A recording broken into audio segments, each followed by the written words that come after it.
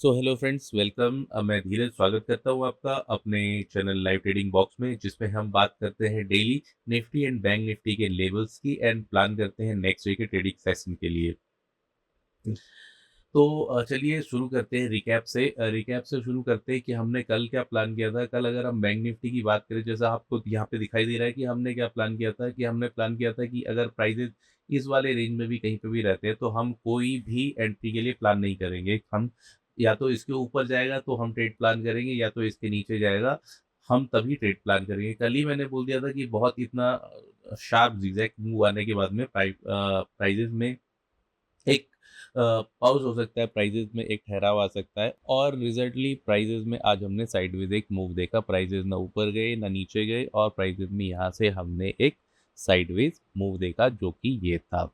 वहीं अगर हम बात करें निफ्टी के बारे में, तो वहीं पे हमने निफ्टी के लिए बात की थी। अगर प्राइजेज़ ओपन होते हैं कहीं पे भी ऊपर होते हैं 24,900 के ऊपर या 24,860 के ऊपर, और प्राइस ऊपर की तरफ मूव करते हैं, तो यहाँ पे जाने के बाद प्राइजेज़ में एक साइडवेज़ मूव आ जाएगा। और वहीं पे हमने प्लान किया था कि अगर प्राइजेज़ यहाँ पे जाएँगे तो यहाँ से प्राइजेज़ नीचे आएँगे। लेकिन जैसा कि बैंक निफ्टी था आज एकदम साइलेंट था, और ये मैंने कल भी बता दिया था कि प्राइजेज़ में कोई ख़ास मूवमेंट रहने नहीं वाली है आज। आज के दिन प्राइजेज़ एक साइड मूव रहेगा, और प्राइजेज़ ने नीचे की तरफ ही खुले। जो हमारा ये ओपनिंग रेजिस्टेंस और सपोर्ट जो था, इसके नीचे ही प्राइस खुले, और एग्जैक्टली यहीं पे ही एक रेजिस्टेंस लेकर के प्राइसेस ने एक साइडवेज मूव दिया है। तो अभी ना हमको नीचे का लेवल मिला था बाइंग के लिए, ना ऊपर का लेवल हमको मिला था सेल के लिए। फर्स्ट टिक में अगर किसी ने यहाँ पे शॉर्ट किया होगा तो किया होगा, लेकिन उसको भी कुछ बहुत ज़्यादा गेन हुआ नहीं होगा। तो आप इतने साइडवेज मूव के बाद में आप प्राइसेस में क्या बचता है कल की मंथली एक्सपायरी के दिन के लिए, क्या हम एक्सपेक्ट कर सकते हैं, क्या हम बहुत बड़ा कोई गेम एक्सपेक्ट कर सकते हैं? तो चलिए उसके ऊपर बात करते हैं हम। तो अगर हम बात करें निफ्टी के बारे में, तो गाइस निफ्टी में जैसे कि आज के दिन एक साइडवेज मूव था पूरा का पूरा, ये पूरा का पूरा जोन एक साइडवेज रहा। अब यहाँ पर हमारे पास एक रेंज बनती है, जो कि यहाँ पे शायद दिखाई नहीं दे रही है। इसको मैं थोड़ा सा ठीक कर लेता हूँ। हाँ, यहाँ पे तो यहाँ पर एक रेंज हमारी बनती है, जो रेंज बनती है हमारी, जो साइडवेज जोन जो रेंज बनती है वो बनती है 24,748 से लेकर के 24,786 की।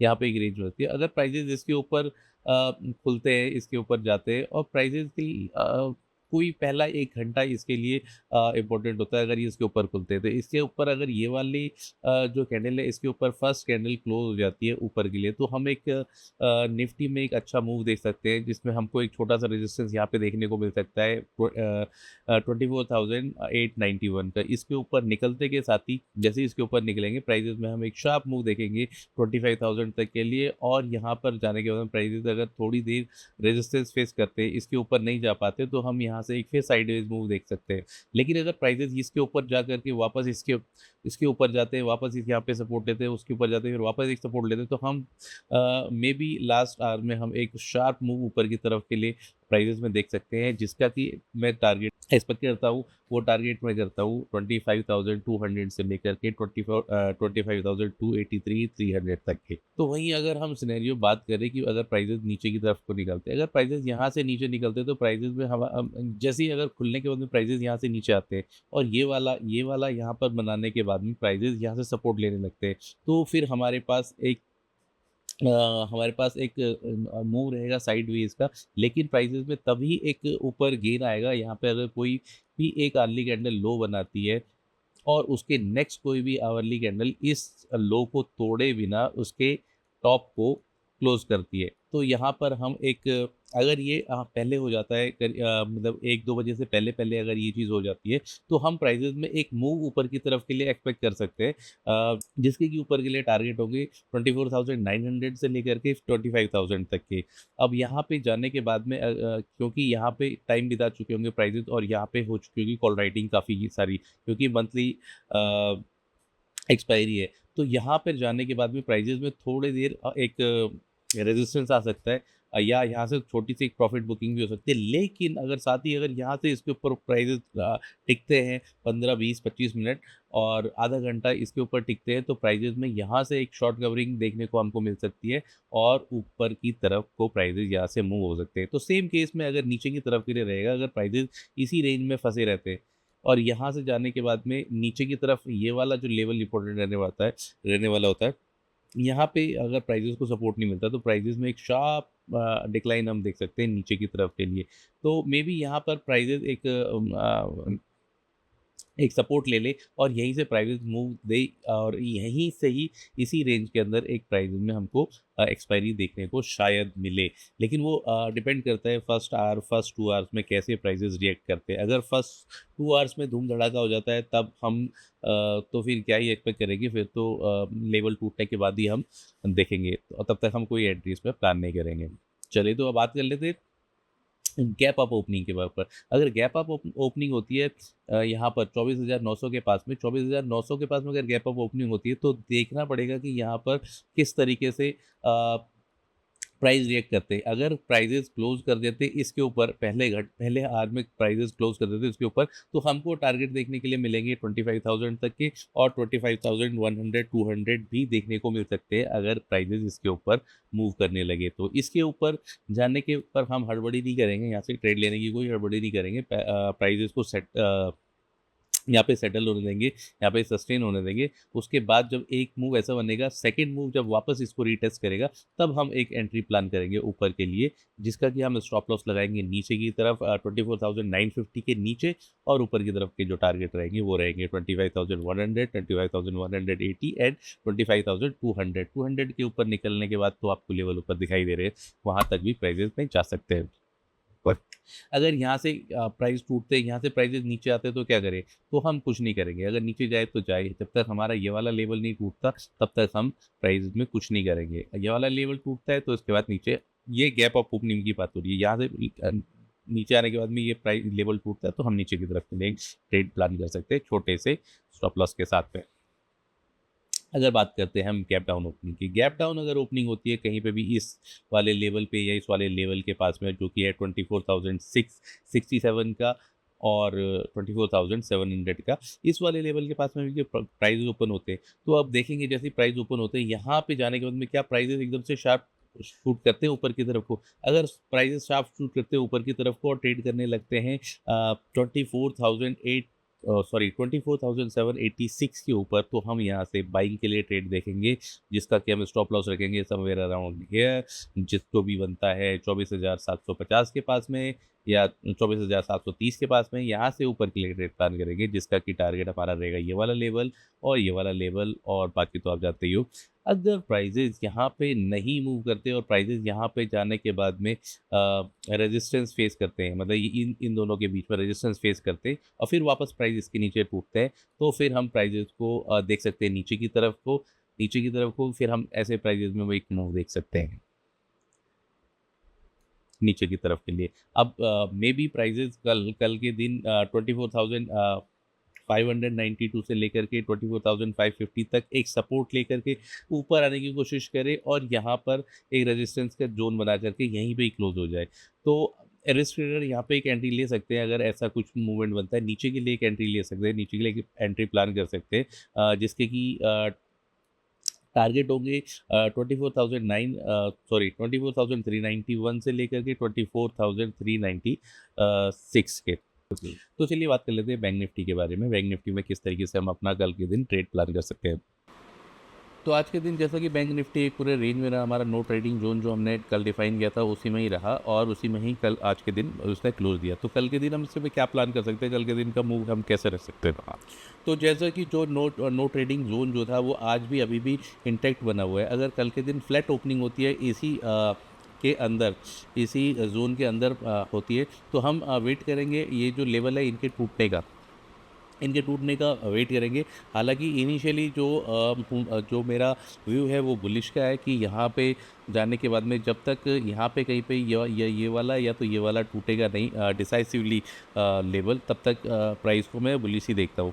तो अगर प्राइसेस ऊपर निकलते हैं, ये वाला लेवल जो कि है 55,467 का, इसके ऊपर प्राइसेस निकलते हैं तो ऊपर के लिए ट्रेड प्लान कर सकते हैं। अगर यहाँ पे 15 मिनट की अगर कोई दो कैंडल यहाँ पे इसके ऊपर निकलती है, जिसका कि ऊपर की तरफ को जो टारगेट हो सकता है वो हो सकता है 55,700 का या 55,696 प्रिसाइजली, जो मेरे लेवल निकल के आते हैं उसका। अगर प्राइजेस यहाँ पे जाने के बाद में टाइम बिताते हैं नीचे की तरफ को और फेस करते हैं रेजिस्टेंस इसी लेवल को। तो यहाँ से जाने के बाद में प्राइस या तो साइडवेज जा सकता है या फिर एक नीचे की तरफ के लिए एक प्रॉफिट बुकिंग आ सकती है।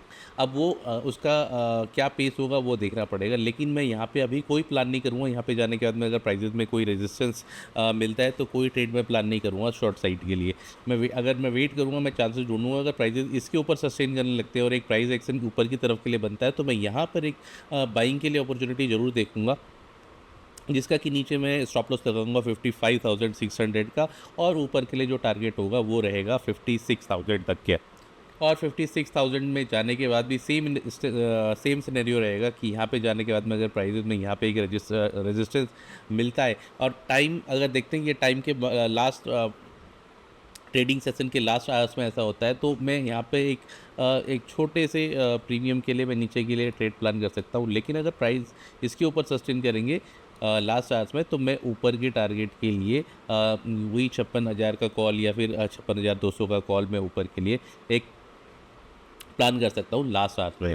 अगर प्राइजेज़ निकलते हैं इसके नीचे निकलने के बाद में प्राइजेज़ में नीचे की तरफ जो रेंज है हमारी वो 54,970 सॉरी 793 से लेकर के 54,862 तक की जो हमारी रेंज है, यहाँ तक प्राइजेज़ में एक मूव नीचे की तरफ को देखने के लिए मिल सकता है। और यहाँ पे जाने के बाद में प्राइस में एक सपोर्ट हमको देखने को मिल सकता है।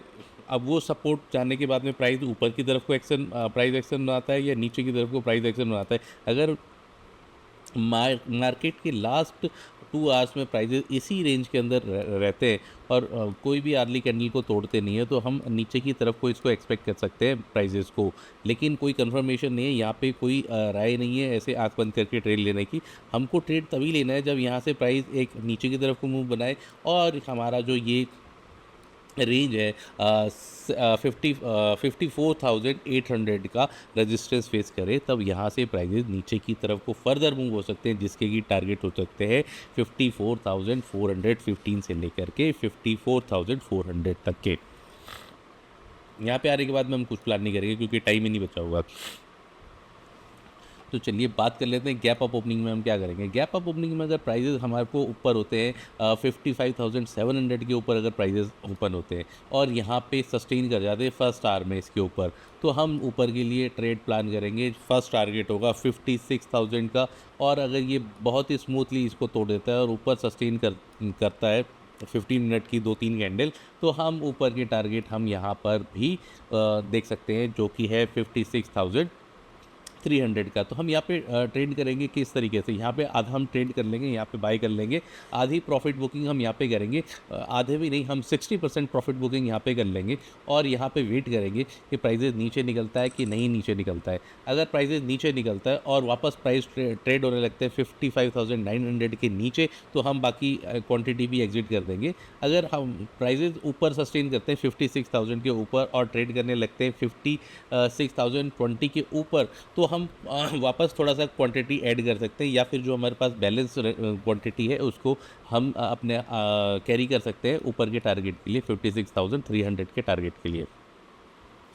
वहीं अगर गैप अप ओपनिंग के बाद में 56,700 पे ही प्राइजेस रेजिस्टेंस देने लगते हैं, तो हम यहाँ पे थोड़ा सा कुछ क्वांटिटी को ऐड कर सकते हैं शॉर्ट साइड के लिए। नॉट फुल, आपके पास अगर 100 रुपये है तो 20 रुपये का आप यहाँ पर कर सकते हैं, और 20 रुपये का आप जब ये वाला लेवल टूटेगा तब यहाँ पर ऐड कर सकते हैं, और 20 रुपये का यहाँ पर ये वाला लेवल टूटने के बाद कर सकते हैं। यहाँ से जाने के बाद में नीचे की तरफ के लिए जो टारगेट होंगे सेम लेवल जो होगा, पहला टारगेट हमारा ये वाला होगा जो कि है 55,450 का, और दूसरा जो हमारा टारगेट है 55,200 का, और 55,200 के नीचे बाद निकलने के बाद में 54,800 से लेकर के 54,900 तक के बीच के हमको टारगेट देखने को मिल सकते हैं। यहाँ पे आने के बाद में हम सारा एग्जिट कर जाएंगे और कुछ नहीं करेंगे। यहाँ से जब नीचे जाएगा डिसाइसिवली तभी हम कुछ देखेंगे, अदरवाइज हम कुछ यहाँ पर नहीं करेंगे ऊपर से अगर प्राइजेस नीचे की तरफ को गिरते हैं तो। चलिए गैप डाउन की बात करते हैं। गैप डाउन अगर प्राइजेस होते हैं यहाँ पे इस लेवल के नीचे और ट्रेड करने लगते हैं इसके, तो हम यहाँ पे देखेंगे यहाँ इस लेवल पे आने के बाद में क्या होगा। प्राइजेस थोड़ी देर यहाँ पे पॉज लेंगे और जो सेलर है, बायर और सेलर, वो धीरे धीरे धीरे करके अपना बाय करने लगेंगे, कॉल राइटिंग करने लगेंगे, पुट राइटर पुट राइटिंग करने लगेंगे, तो प्राइस वहाँ से थोड़ा करके डीके होने लगेगा। उसके बाद अगर प्राइस यहाँ पे एक प्राइस एक्शन बनाएगा तो यहाँ पर जो जिन कॉल राइटर जो बने हैं वो ट्रैप में आ जाएंगे और ऊपर के लिए प्राइस पे एक मूव आएगा, जिसके कि ऊपर के लिए टारगेट होंगे 55,200 से लेकर के 55,450 या 500 तक के भी। और सेम सिनेरियो यहाँ पे बनेगा। यहाँ पे जाने के बाद में अगर प्राइजेस यहाँ से नीचे की तरफ को कूटेंगे तो जो पुट राइटर है वो प्रॉफिट मारेंगे और कॉल राइटर प्रॉफिट आएगी और पुट राइटर यहाँ से ट्रैप हो जाएंगे और नीचे की तरफ को 54,400 450 तक प्राइस में मूव मिल सकता है। यहाँ पे आने के बाद में हम जय श्री राम बोलेंगे और कुछ नहीं करेंगे, अपना डब्बा बंद कर देंगे और आगे बढ़ेंगे। तो ये थे प्लान आज के लिए निफ्टी एंड बैंक निफ्टी के लिए। उम्मीद करता हूँ आपको ये पसंद आए होंगे और ये हेल्पफुल भी करते होंगे। अगर आपको ये हेल्प करते हैं तो एक लाइक का बटन दबा दिया करो यार, कुछ नहीं ज़्यादा लाइक का बटन दबाने में, और सब्सक्राइब तो आप कर ही दोगे मुझे पता है, और शेयर तो आपका हाथ अपने आप ही चल जाएगा शेयर करने में वीडियो को। लाइक शेयर एंड सब्सक्राइब करने से गाइज मुझे कोई धन की दौलत की बरसात नहीं होती, बस मोटिवेशन मिलता है अगला वीडियो बनाने के लिए, ताकि मैं इसको कैरी ऑन कर सकूं अपना टाइम निकाल करके। तो हाँ, साथ में मैंने 2 स्टॉक आइडेंटिफाई किए थे, एक डिक्सन और एक टाटा पावर, अगले महीने की सीरीज़ के लिए। तो उसकी मैं डिटेल आपको अपने टेलीग्राम चैनल में सुबह डालूंगा। अभी मैं कर नहीं पाया, अभी जस्ट हॉस्पिटल से आया था, आपको पता है फादर मेरे एडमिट है, तो वो अभी थोड़ा सा ठीक है, बहुत ज़्यादा इम्प्रूवमेंट नहीं है लेकिन थोड़ा सा ठीक है, तो मैं वीडियो बना पा रहा हूँ। तो गाइज़ आज के लिए बस इतना ही। उम्मीद करता हूँ आप ज़रूर लाइक करेंगे, शेयर करेंगे एंड सब्सक्राइब करेंगे। इसी के साथ मैं आपसे विदा लेता हूँ। स्वस्थ रहिए, व्यस्त रहिए, मस्त रहिए। जय हिंद।